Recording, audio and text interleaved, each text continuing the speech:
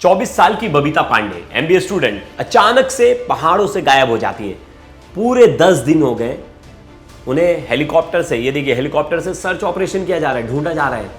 NDRF, SDRF, army, ITBP, police दल, forest department, सभी department ढूंढ रहे हैं, लेकिन एक सुराग नहीं मिला अब तक बबीता का। और ऐसा भी नहीं कि एकदम घना जंगल है कि कुछ दिखे ना, कोई गायब हो जाए।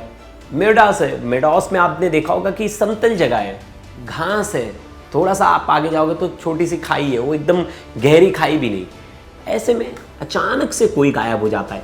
ये जिस जगह की बात कर रहा हूँ मैं, जो दायरा बुग्याल जो जगह है ट्रैकिंग की उत्तराखंड में, ये 2002 से स्टार्ट हुआ है, वहाँ लोग जाते हैं ट्रैकिंग के लिए। और 2002 से अभी तक एक भी गुमशुदगी की रिपोर्ट नहीं, एक भी मिसिंग कंप्लेंट नहीं। ये पहली मिसिंग कंप्लेंट है। गांव वाले लोग भी हैरान है, वहाँ के लोकल लोग भी हैरान है कि ऐसा तो पहले कभी हुआ ही नहीं, फिर ये अचानक से कैसे।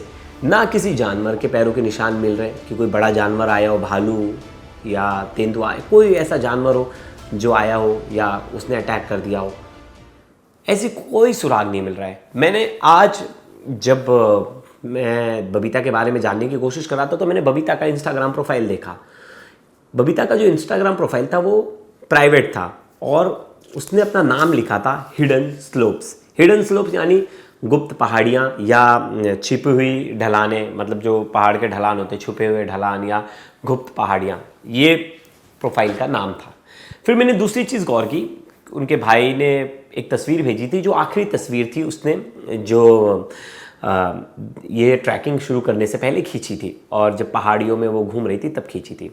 लेकिन एक बार अगर शुरुआत से हम टाइमलाइन देखें तो बहुत सारी ऐसी चीज़ें जो इस स्टोरी में अभी भी मिसिंग है, जिसकी जानकारी किसी के पास नहीं। घर वालों के पास जवाब नहीं, ना जो दोनों लड़के साथ थे उनके पास कोई जवाब है।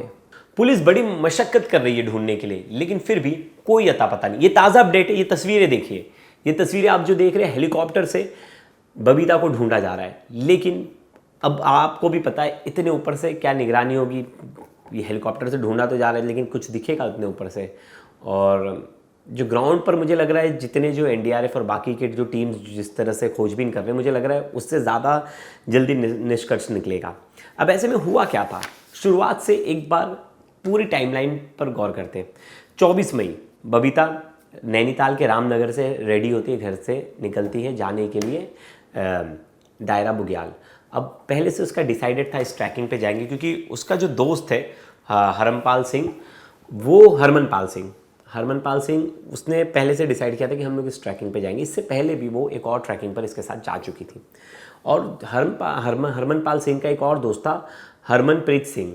ये दोनों दोस्त थे। हरमनपाल के पास एक कार थी और इनकी उम्र भी 24-25 साल ही है। अब ऐसे में ये लोग डिसाइड करते हैं और ये लोग रामनगर से निकलते हैं। देखिए रामनगर भी उत्तराखंड में ही है, जहाँ जिम कॉर्बेट फेमस जगह है, जिम कॉर्बेट भी वहीं है आसपास। अब वहाँ से वो लोग निकलते हैं और वहाँ से वो पहुँचते हैं 26 तारीख को देहरादून में स्टे करते, रुकते हैं। फिर देहरादून से वो हरसिल पहुँचते हैं। अब हरसिल में वो 2 दिन रुकते हैं, गंगोत्री जो एरिया है पूरा घूमते हैं, वहाँ अच्छे से एक्सप्लोर करते हैं। और उसके बाद 26-27 को वहाँ रुकने के बाद 27 को निकलते हैं और 28 को वो पहुँच जाते हैं रैथल गाँव। अब जो ट्रैकिंग जहाँ से शुरू होने वाली थी वो इसी गांव से शुरू होती है। और ये जो आखिरी सीसीटीवी फुटेज जो देख रहे हो आप, ये इसी गांव का, इसी जगह पर ये मतलब आखिरी बार देखे गए थे। उसके बाद कहीं ऊपर सीसीटीवी फुटेज नहीं था। अब यहाँ ये सीसीटीवी फुटेज में आ गए और यहाँ आने के बाद ये तीनों यहाँ आराम से देखे भी जा रहे हैं। अब इसके बाद ये ऊपर जाते हैं। अब 29 तारीख की रात को, यानी अब ये ट्रैकिंग करके ऊपर पहुँच गए। 5 किलोमीटर का पूरा ट्रैकिंग एरिया है और 5 किलोमीटर का काफ़ी अच्छा, ये देखिए काफ़ी सुंदर ट्रैकिंग एरिया, और वहाँ पहुँच गए रात के करीब 12 बजे। अब देखिए बहुत सारी खबरें आ रही है, खबरें अलग अलग सोर्सेज से आ रही है, लेकिन एक चीज़ तो है कि उस रात को उन लोग टेंट में बैठे थे और उनमें से किसी ने, लड़के ने शराब पी थी। ये बात निकल कर सामने आ रही है और बताया भी जा रहा है। और टेंट में वो लोग म्यूज़िक बजा रहे थे। अब जो दोनों दोस्त थे, यानी जो दोस्तों की थेरी है, उन्होंने कहा कि हमने बबीता से कहा कि आवाज़ कम कर दो। अब हमने बोला बहुत शोर हो रहा है, आवाज़ कम कर दो। और इस बात से बबीता नाराज़ हो गई और टेंट से बाहर निकल गई। हमें लगा कि ऐसे ही चली गई बाहर गाना सुनने और ये लोग सो गए। अब दोनों की टाइमिंग बता रहे हैं कि हम लोग भी जल्दी सो गए और दोनों साथ में सो गए। तो हो सकता है बहुत बार दोस्त यार हो साथ में और किसी ने ध्यान ना दिया हो, ठीक है चलो आसपास ही वापस टेंट पे आ जाएगी, और दोनों सो गए। और हम साथ गए तो अक्सर ऐसा होता है कि अगर हम ट्रैकिंग पे साथ गए और कोई दोस्त बहुत देर तक आया नहीं है तो हम उसकी ज़रूर रात को ही खोजबीन शुरू कर देंगे कि अरे पूछेंगे कहाँ है। लेकिन ये लोग सो गए, बहुत गहरी नींद में सो गए। गहरी नींद में अक्सर ऐसा होता है कि सच में बहुत ज़्यादा नींद है, और या तो आपने पार्टी की है, आपने शराब पी है, शराब पीने के बाद आप उस होश में नहीं थे कि आप नींद में, गहरी नींद में चले गए, आपको पता ही नहीं चल रहा है। तो कहीं ना कहीं ये बात तो है, दोनों में से किसी एक जन ने शराब पी, तो शराब पीने के बाद लोग सो गए थे। अब ऐसा हुआ कि बबीता उसके बाद रिटर्न ही नहीं आई। अब बबीता स्लीपर में गई थी, अपना फ़ोन अपने साथ लेकर गई थी और अपने हेडफोन्स अपने साथ लेकर गई थी। अब बबीता जो थी वो गाना वगैरह सुनने की शौकीन थी, तो वो एक जगह पर वो जहाँ जिस जगह पर टेंट था उस जगह पर नेटवर्क नहीं आ रहा था, कुछ चुनिंदा जगहों पर ही नेटवर्क आ रहा था। तो वहाँ एक साइड में लकड़ी रखी थी, वहाँ तक बबीता जाती है और वहाँ वो फ़ोन चलाना शुरू करती है और गाना सुनती है। क्योंकि बबीता की जो डिटेल्स निकाली गई उसमें पता चला कि बबीता मोबाइल फ़ोन यूज़ कर रही थी, लेकिन ये दोनों लड़के मोबाइल फ़ोन यूज़ नहीं कर रहे थे। क्यों? क्योंकि नेटवर्क भी नहीं था, उनके फ़ोन को नेटवर्क ही नहीं था। वो जिस टेंट पे रुके थे, मतलब जहाँ रुके थे, और थोड़ी सी दूर पे नेटवर्क था जहाँ बबीता अपना फ़ोन यूज़ कर रही थी। अब फ़ोन बंद, बबीता है नहीं, और सुबह जब ये दोनों उठते हैं तो देखते हैं बबीता नहीं है। इसको आसपास ढूंढने की कोशिश करते, नहीं मिलती। तो जो लोग थे, लोकल लोग, और जिन्होंने टेंट दिया था उन्हें बताते, वो सब मिलकर बबीता को ढूंढते, नहीं मिलती तो पुलिस स्टेशन को में फ़ोन करते और पुलिस को कॉल कर बताते कि हमारी दोस्त गायब है, प्लीज़ आइए आप। अब ऐसे में जो पुलिस है, पुलिस बोलती है आपने उनके घर पे बताया, वो बोलते नहीं हमें उनके घर पर ही बता रहे, तो बोलते हैं उनके घर पे ही बताओ। फिर लड़की के घर पर बताया जाता है। लड़की के, बबीता के जो भाई हैं वो फ़ोन उठाते और उनके मम्मी को पता चलती है बात है कि उनकी बेटी गई है। तो पहले उन्हें शौक लगता है, क्योंकि यहाँ से कहानी में ट्विस्ट आ जाता है। अब उनके घर पर जो है बबीता ने कभी अपने ये दोनों मेल फ्रेंड्स के बारे में कभी बताया ही नहीं था। और बहुत बार अक्सर होता है कि बहुत सारे बच्चे घूमने जाते हैं लेकिन वो बताते नहीं, क्योंकि फैमिली कभी भी अलाउ जल्दी नहीं करती। मतलब बहुत बार ऐसा होता है कि यार तुम्हारा लड़का दोस्त कैसे बना, वो तुम्हारे साथ कॉलेज स्कूल में फ्रेंड नहीं है, तो वो उसके साथ क्यों जाना, और दो लड़कों के साथ तुम अकेले लड़की। तो अक्सर फैमिली अलाउ नहीं करती, और बहुत जगह ये बहुत फैमिली अपने बच्चों को लेकर बहुत ज़्यादा चिंतित रहते, इसलिए अलाउ नहीं करते कि आप अननोन लोगों के साथ मत जाओ। अब ऐसे में जब मम्मी इन घर वालों को पता चलता है, घर वाले शॉक होते हैं। तो घर वाले लोग जो पहली मिसिंग रिपोर्ट कराते हैं, वो मिसिंग रिपोर्ट में ये दोनों लड़कों का नाम लिखवा देते हैं, बोलते हैं कि हम पे इन पे शक है। अब पुलिस उन्हें डिटेन कर लेती है, उनसे पूछताछ करती है, तो लड़के जो चीज़ें थी वो सब पुलिस को बता देते हैं। तो पुलिस को इतना ज़्यादा शक लड़कों पर आता नहीं है, क्योंकि वो जो चीज़ें बताते हैं वो कहीं ना कहीं मेल खा रही थी टाइमलाइन के हिसाब से। अब आसपास के लोगों से पूछा गया कि कभी आपने ऐसी कोई घटना देखी है, कभी कोई यहाँ से मिसिंग कंप्लेंट आई है? तो पता चला कि 2002 से ये पूरा दायरा बुग्याल वाला जो एरिया है ट्रैकिंग वाला, ये तब से खुला हुआ है और अभी तक एक भी मिसिंग रिपोर्ट नहीं है। फिर जो लोकल लोग थे, कुछ लोकल लोग जो थे बूढ़े थे, वो बोल रहे थे कि एक टाइम ऐसा था कि यहाँ भालू आते थे, और भालू, मतलब ये बात थोड़ी सी हंसने वाली है, मतलब आप विश्वास नहीं करोगे। मैं भी ये बात जब सुना तो मुझे भी सही मतलब लगा कि क्या बात बोल रहे। बोलते कि भालू जो आते थे वो बैल तक को लेकर चले जाते थे। मैंने बोला भालू, बैल इतना वज़नदार और भालू इतना छोटा? तो बोलता है नहीं, हमने ऐसा कई केसेस देखे, और भालू आते थे बहुत सारे लोगों को लेकर चले जाते थे, और भालू के पंजे के निशान नहीं मिलते थे यहाँ क्योंकि वो जो ज़मीन है ये मेडॉस वाला है घास पे, और घास पे भालू के पंजे के निशान नहीं आते थे। अब उन्होंने जो तर्क दिया वो उनका तर्क होगा, वो लोकल है, वो गाँव में बहुत सालों से रह रहे, तो ये उनका तर्क है। उन्होंने कह रहे हैं कि और यहाँ छोटी छोटी गुफाएं हैं, उसमें भालू रहते भी। और एक बार एक नेपाली फैमिली आई थी, नेपाली फैमिली ने भी देखा था कि यहाँ भालू थे। तो ऐसा हो सकता है, लेकिन सवाल एक है, अगर भालू भी है या कोई जानवर भी है, तो अगर किसी भालू या जानवर किसी को पकड़ेगा तो आदमी थोड़ी टसल करेगा तो स्लीपर नहीं होगा कि उसके पैर में स्लीपर फंसे रहेंगे और दोनों स्लीपर चले जाएंगे, गिरेंगे स्लीपर कहीं ना कहीं, फ़ोन गिरेगा कहीं ना कहीं। फ़ोन की लोकेशन जो देखी जा रही है, फ़ोन की लोकेशन उस झील के पास है। जो झील देख रहे हो आप, ये झील के पास लोकेशन देखी गई लास्ट जब बंद हुआ। उस झील में कम से कम 6 से 7 गोताखोर गए और दिन रात वहाँ बड़ी मशक्क़त के साथ पूरे झील को खंगाल डाला, लेकिन झील में कहीं भी बबीता के बारे में कोई अता पता नहीं। तो जब झील में पूरी मशक्क़त कर ली पुलिस ने, एसडीआरएफ की टीम ने, जब उन्हें कुछ नहीं मिला वो बाहर आए और वापस से सर्च ऑपरेशन स्टार्ट कर दिया उन्होंने। अब आसपास की जगहों पर भी खोजबीन जारी है, लेकिन ऐसे में सवाल है कि अचानक से गायब होने के बाद कोई कुछ तो क्लू होगा। अगर 60% फ़ोन में बैटरी है तो 2 घंटे बाद फ़ोन बंद हो सकता है, 3 घंटे बाद फ़ोन बंद हो सकता है, वो भी आईफोन 17 प्रो मैक्स। ये सब चीज़ें जो थी वो बहुत ज़्यादा शक पैदा कर रही थी, और परिवार वाले अब खुलकर कह रहे हैं कि हमें इसमें कुछ साजिश की बू भी आ रही है। और उनके भाई से मेरी जब बात हुई, उनके भाई ने सीधा आरोप लगाया कि भैया ये तो बहुत गड़बड़ी है और हमें जो दोनों लड़के हैं हमें उन पर शक है। सीधा आरोप लगा दिया था। मैंने कल उन्हें फ़ोन पर जब बात की थी तो उन्होंने कहा था कि हमें लगता है कि इसमें इनकी कोई साजिश है। हमने जब पुराना केस, बहुत सारे केसेस से हम जब कंपेयर करते तो हमने मेघालय वाला खबर सबको पता होगी, मुस्कान वाली और राजा रघुवंशी वाली, सॉरी सोनम नाम था, मैं मुस्कान कह दिया गलती से, सोनम रघुवंशी वाली। तो राजा रघुवंशी को भी जहाँ से धक्का मारा था वहाँ आसपास कहीं सीसीटीवी फुटेज नहीं थे, और मुझे नहीं लगता सोनम पकड़ाती भी अगर सोनम नीचे नहीं आती, फ़ोन अपना चालू नहीं करती, और उसकी जो बातचीत थी जितने लोगों से थी, अगर उनसे उन तक पुलिस नहीं पहुँचती तो कभी ये केस का खुलासा ही नहीं होता। क्योंकि वो लोग ने भी ऐसी जगह ले जाकर धक्का मारा था कि जहाँ से किसी के बारे में कुछ पता ही ना चले, वो इतनी बड़ी खाई थी। तो घर वालों को कहीं ना कहीं लग रहा है कि उनकी बेटी के साथ कुछ गलत तो किसी ने नहीं कर दिया। अब जो है 3 टुकड़ियों में अलग अलग ऑफिसर्स को अलग अलग डिपार्टमेंट दिया गया है कि वो क्या कुछ करेंगे, और अलग अलग ऑफिसर्स इसमें नियुक्त भी किए गए हैं। अब जो भाई हैं उन्होंने एफआईआर दर्ज करवाई थी हर्षित पांडे ने, और हर्षित ने जो है उसमें इन दोनों लड़कों का नाम लिया था। अब ऐसे पुलिस उपाधीक्षक हैं जो जनक सिंह पनवर, उन्हें सर्च ऑपरेशन की जिम्मेदारी दी गई है।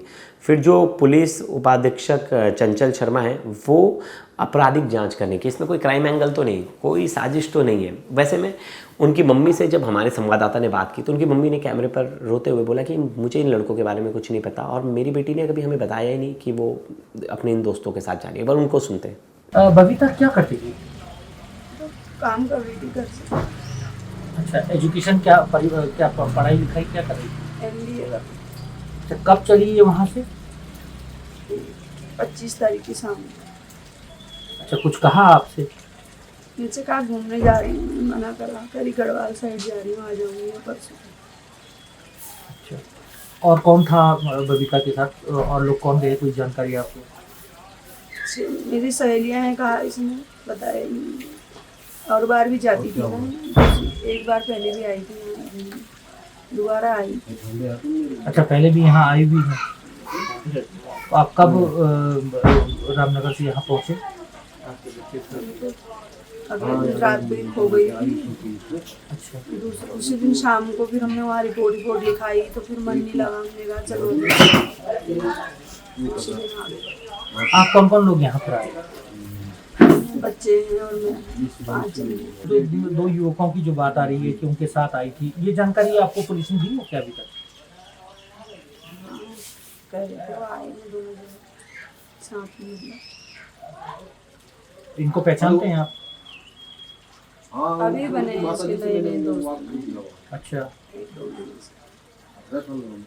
कभी ये जो एक उधम सिंह नगर का जो उसका साथी था, वो क्या उसके बारे में आपको कोई जानकारी? हर्षित पांडे के साथ उनके कई दोस्त भी हैं जो उनकी बहन को ढूंढ रहे हैं और कह रहे हैं कि हमारी बहन गायब हुई है और ये पूरे उत्तराखंड की बेटी है और उन्हें हम सबको मिलकर ढूंढना है। किसी को भी कोई इसके बारे में इन्फॉर्मेशन हो तो घर वालों को बताएं। वो बहुत सारे तर्क रख रहे हैं। उन्होंने एक तर्क रखा कि मेडोज जो है ढलान है, अगर कोई गिरता भी है तो वो ज़्यादा नीचे नहीं जा सकता क्योंकि बाकी जगह तो समतल है, मतलब प्लेन है, तो वहाँ कोई ज़्यादा दूर गिरकर जा भी नहीं सकता कि एकदम पता चला एकदम डीप खाई है। तो ऐसे में कोई गिरेगा भी तो गिरकर कितने नीचे जाएगा, और पैर भी फिसला या कुछ हुआ, मतलब वो हर तरह की थ्योरी बोल रहे हैं। और ऐसे में अगर 10 दिन हो गया हमारे यहाँ रेस्क्यू ऑपरेशन चल रहा और कोई अता पता नहीं चल रहा है तो बहुत दिक्कत वाली बात है ये तो। मतलब सर्च ऑपरेशन फिर कैसे हो रहा है, सर्च ऑपरेशन कौन लोग कर रहे हैं, आपके स्निफर डॉग क्या कर रहे हैं, वो क्या स्मेल नहीं कर पा रहे हैं, बहुत सारी ऐसी चीज़ें। मतलब तकनीक इतनी हाई हो गई है और अभी तक हम 10 दिन हो गया हम एक लड़की के बारे में कोई सुराग नहीं ढूंढ के ला पा रहे। घर में उनके जो पिता हैं वो उनके पैर में एक्सीडेंट हो गया था। अब एक्सीडेंट के बाद से वो घर पे ही रहते थे और वो भी बहुत परेशान है। वो यहाँ तक कि जो ये ट्रैकिंग वाली जगह यहाँ तक आ भी नहीं पाए। सिर्फ उनकी पत्नी और उनका बेटा यहाँ पहुँचा। हर्षित का भी एग्ज़ाम था, वो अपनी बहन को भी ढूंढ रहा है। एग्ज़ाम भी देने गया था, मेरी बात हुई थी और बता रहा था कि मैं अपना एग्ज़ाम देने आया हूँ। तो सोचो घर पर तो दुख का पहाड़ टूट पड़ा इनके। अब 10 दिन बीत गए और घर से कोई बेटी गायब है और परिवार वाले बहुत ज़्यादा चिंतित है और उन्हें अब नहीं लग रहा है कि उनकी बेटी को ये लोग खोज पाएंगे। और वो लोगों से अपील करें कि आप अगर आपके पास कोई इन्फॉर्मेशन, आपने कहीं देखा, जो लोग ट्रैकिंग पे आए थे उस समय, अगर उन लोग के पास कोई जानकारी हो। अब पुलिस जो है आसपास में भी जितने ट्रैकर्स थे उनसे भी पूछताछ करी, उनसे भी इन्फॉर्मेशन लेने की कोशिश करी। सबसे लास्ट में कौन सोया था, वहाँ जितने मोबाइल फ़ोन एक्टिव्स थे कौन सबसे लास्ट तक जागा था, किसी ने कुछ हलचल देखी क्या। सर्च इंजन देख रहे हैं इनके, जो इनके फ़ोन में क्या क्या कुछ है, कब कब इन्होंने क्या क्या यूज़ किया, किससे किससे बात की, पूरी रिकॉर्ड्स। मतलब पुलिस कोई वो एंगल नहीं छोड़ रही जिस पर उन्हें शक है। और मैंने जैसे बताया कि मैंने जब उनकी इंस्टा आईडी देखी तो मैंने जब हिडन स्लोप्स देखा, गुप्त पहाड़ियाँ या गुप्त रास्ते पहाड़ी के, तो मुझे कहीं ना कहीं ये भी एक तरह की मिस्ट्री लग रही है कि इस तरह का नाम क्यों रखा था उन्होंने, हिडन स्लोप्स।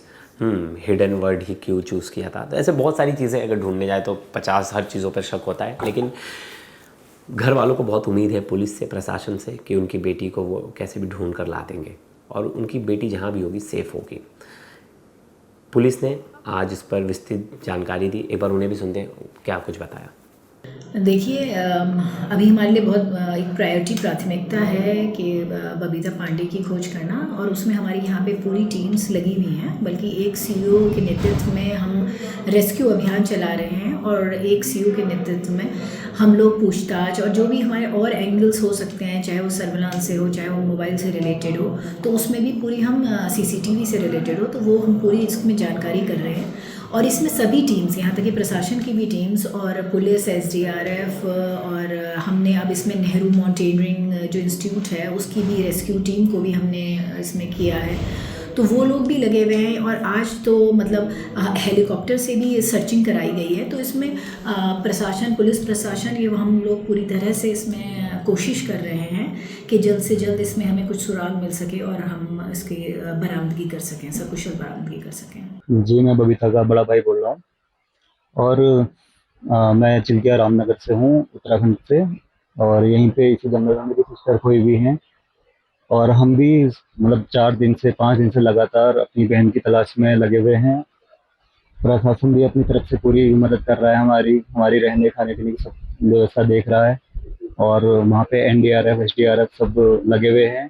बट हमें ऐसा लग रहा है कि जो हमारा प्रशासन है वो खाली मिसिंग वो देख रहा है, मिसिंग कंप्लेंट देख रहा है। बट उनको कम से कम 1-2 चांसेस और हैं कि किडनैपिंग का या कुछ और भी केस है, उनको उसमें भी थोड़ा ध्यान देना चाहिए। अगवा का लग रहा है सर, मुझे थोड़ा डाउट है मुझे सर। ऐसी जगह में सर, वो हमारी सिस्टर जो है, मेरी बहन जो है छोटी, उसे ट्रैकिंग की बहुत नॉलेज है काफ़ी टाइम से। अगर वो मतलब मिसिंग भी अगर हो गई है तो वो अपने आप को संभाल सकती है। वो इतने दिन में हमें कोई कॉल करने की कोशिश करती, कुछ ना कुछ तो करने की कोशिश करती, कैसे भी करके। बट सर सर वो अन्य जगह भी अगर गई होगी तो वो हमें पक्का एक ना एक कॉल करेगी सर। वो ऐसी लड़की नहीं है सर। मैं उससे ये भी बोलना चाहूँगा, अगर वो मुझे कहीं से देख भी रही है, अगर एक चांस ये बनता है कि वो कहीं चले गई है तो ये अच्छी बात है हमारे लिए कि अगर चले गई है इस जंगल से, अगर वो नीचे जा सकती है तो अच्छी बात है हमारे लिए। और अगर वो कहीं भी है, कोई हमारी वीडियो देख रही है, तो वो हमें कॉल करने की कोशिश करे, हमसे संपर्क करे। हम कोई इससे वो नहीं बोलेंगे, बस वो घर आ जाए, हमें ये है। तो अब बबीता के लिए हर कोई प्रे कर रहा है, बबीता को ढूंढने की हर कोई कोशिश कर रहे हैं। बबीता के दोस्त यार, हर कोई चाहता है कि बबीता वापस लौट आए और बबीता जहाँ भी हो सेफ़ हो। ऐसे में देखना होगा कि इसमें आगे क्या कुछ निकल कर आता है। और कहीं ना कहीं हर किसी को ये लग रहा है कि बबीता जहाँ भी है सेफ़ है और वो जल्दी लौट आएगी। अब समय बताएगा आगे क्या कुछ निकल कर आता है जांच में, और मैं हर अपडेट आप तक लेकर आऊँगा। एक बेटी अगर गायब होती है तो उन माँ बाप से अच्छा कोई नहीं जान सकता कि दर्द क्या होता है, कि घर में परेशानी कितनी होती है। तो अक्सर बच्चे छोटी मोटी चीज़ें झूठ बोल देते हैं और मुझे लगता है कि घर में वो वो एटमॉस्फेयर नहीं होता कि घर में एक्सेप्ट कर पाए कि लड़का लड़की दोस्त हो सकते हैं या बॉयफ्रेंड गर्लफ्रेंड भी हो सकते हैं, कोई एक्सेप्ट नहीं कर पाता, इसलिए बच्चे बहुत सारे छुपाते। और जिनके पेरेंट्स थोड़े से अपने बच्चों से एक तरह से कह लीजिए कम्युनिकेशन उनका अच्छा होता है, खुले हुए होते हैं, तो वो अपने पेरेंट्स को बता देते, पापा ये लड़का दोस्त है तो मैं लड़कियों के साथ जा रही हूँ, मेरी इंटेंशन बहुत क्लियर है। हाँ, घर वाले डरते हैं कि किसी गलत लड़के के चक्कर में पड़ गई या किसी गलत शख्स के हाथों में चली गई तो वो कहीं ना कहीं मेरी बेटी को हार्म कर सकता है। और जेन्युइन रीज़न होता है क्योंकि इतने सारे क्राइम्स हो रहे हैं, आप किसी पे भरोसा नहीं कर सकते। ये तो मैं डेली जो क्राइम स्टोरीज इतनी सारी देख रहा हूँ, आप किसी पे भरोसा नहीं कर सकते। अब ऐसे में जो पेरेंट्स जो सोचते हैं अपने बच्चों के लिए, मोस्टली वो सेफ्टी की नज़र से देखते हैं। पहला उनका प्रिकॉशन ये होता है कि मेरा बच्चे के साथ कुछ गलत ना हो जाए। दूसरा रीज़न्स बहुत सारे हो सकते हैं, लेकिन पहला रीज़न यही होता है। तो ऐसे में आप अपने घर में किसी को तो सच बताइए, और हमेशा भाई हो, छोटा भाई हो या जो भी हो, उन्हें सच बताइए कि अगर आपका बॉयफ्रेंड है, आपका फ्रेंड है, जो भी है, आप उन्हें सच बताइए। जहाँ जा रहे हो वो बताइए, उनके इमरजेंसी कॉन्टैक्ट नंबर दे के रखिए, अपडेट देते रहिए घर वालों को कि आप कहीं भी ऐसी जगह जा रहे हो, घूमने जा रहे हैं। तो ये कहानी हर किसी से जुड़ी हुई है। और आज के टाइम पे जो भी जेनजी हैं, जो भी इस एज ग्रुप वाले, वो अपने पेरेंट्स से बहुत बार झूठ बोलते हैं छोटी मोटी चीज़ों के लिए। लेकिन मुझे लगता है इन सब चीज़ों में तो आपको झूठ नहीं बोलना चाहिए। मुझे लगता है पेरेंट्स को अपना लाइव लोकेशन तक शेयर कर दो, कोई दिक्कत नहीं है, क्योंकि अगर आप मुसीबत में होगे तो सबसे पहले जो भाग कर आएगा वो आपके पेरेंट्स हैं। तो ये हर बच्चों को सोचना चाहिए अपने पेरेंट्स के लिए, क्योंकि देखिए आज परेशान है तो आज बबीता के घर वाले बहुत ज़्यादा परेशान है। मम्मी परेशान है, पापा परेशान है, दादा परेशान है, भाई परेशान है, हर कोई परेशान है। और अगर शायद उन्हें पता होता है, डेली अपडेट होता तो फ़ोन करते, पूछते कहाँ हो, क्या कर रहे हो। लेकिन वही है, बच्चे सोचते हैं कि पेरेंट्स को बता देंगे तो पेरेंट्स हम पे रेस्ट्रिक्शन लगा देंगे। तो पेरेंट्स को भी उस तरह से अपने बच्चों के साथ थोड़ा सा कैजुअली बिहेव करना चाहिए और थोड़ा सा ओपन होना चाहिए। तो दोस्तों, इस खबर पर आपकी क्या राय है ज़रूर बताइएगा, और ये वीडियो ज़्यादा से ज़्यादा लोगों में शेयर कीजिएगा। अगर बबीता के बारे में किसी को कुछ पता चलता है तो उत्तराखंड पुलिस से संपर्क करें और उन्हें इसके बारे में बताया। अगर या उन्होंने आखिरी बार वो उस जगह पे ट्रैकिंग पे अगर वो आए थे, जितने सारे लोग आए थे, अगर उनमें से किसी ने कुछ देखा और किसी के पास कोई इन्फॉर्मेशन है तो जाइए, हेल्प कीजिए और पुलिस को बताइए। दोस्तों, तब तक के लिए धन्यवाद।